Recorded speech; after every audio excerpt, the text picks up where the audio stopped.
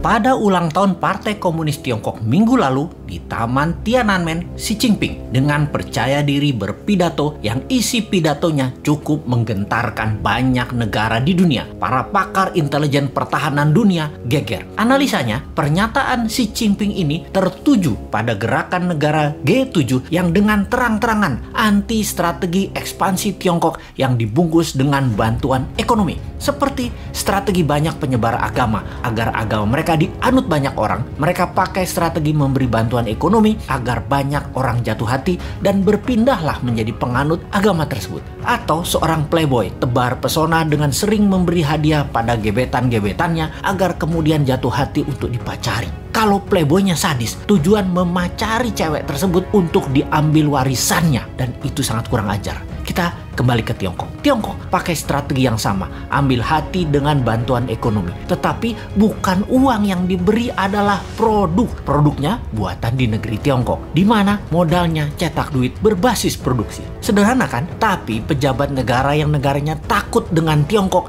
dipasang doktrin bahwa kalau cetak uang itu akan inflasi negaramu. Wis, sakarepmu bos. Ingat, jabatan ada batasnya, ilmu juga ada batasnya. Hanya kebodohan yang gak ada batasnya. Nanti New Mind pakai strategi sama, memberi. Kalau sekarang kita lanjut dengan G7 yang anti strategi Tiongkok dan akan mempunyai program B3W yang menyediakan anggaran 10 kali anggaran Tiongkok ekspansi ke luar negeri. Kalau New Mind jadi, kita nggak pakai keduanya, kita main sendiri. Wis, pinter kalau urusan dalam negerinya. Ke luar negerinya, kedua pihak G7 dan Tiongkok kita mainkan. Lalu Xi Jinping mengatakan akan melakukan 3 hal. Memenggal kepala negara yang melawan dan membuli dan membuat masalah dengan Tiongkok. Tiongkok akan membangun 100 silo. Silo adalah tempat peluncuran nuklir warhead roket. Kemudian akan mengambil secara utuh kembali, yaitu Taiwan, Macau, dan Hong Kong. Ini agresi militer niatnya. Biden, pemimpin Amerika,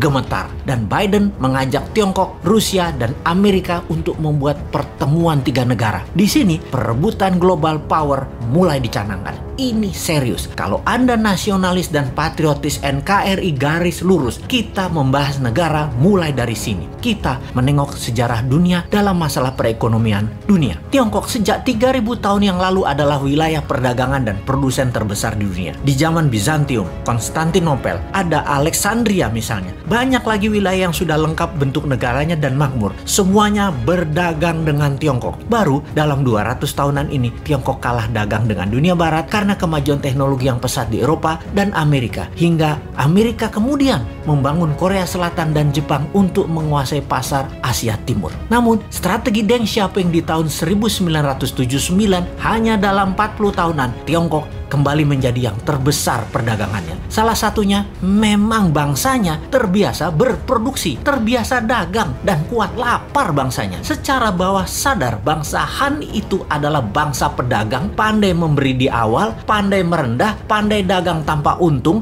yang penting pembeli untung dulu, pandai putar uang, dan jago dalam kesehatan alami biomedisin tradisional ala timur. Secara ekonomi dan kesehatan memang di nomor 1 dan 2 kan, baru makanan. Mereka itu jago makan. Makanan mereka enak-enak. Secara dasar kehidupan, pola pikir bawah sadar mereka ya happy-happy dan kerja keras. Work hard, play hard. Jangan kayak di negara tetangga. Banyak yang work soft, no play. Ai mate dah lu.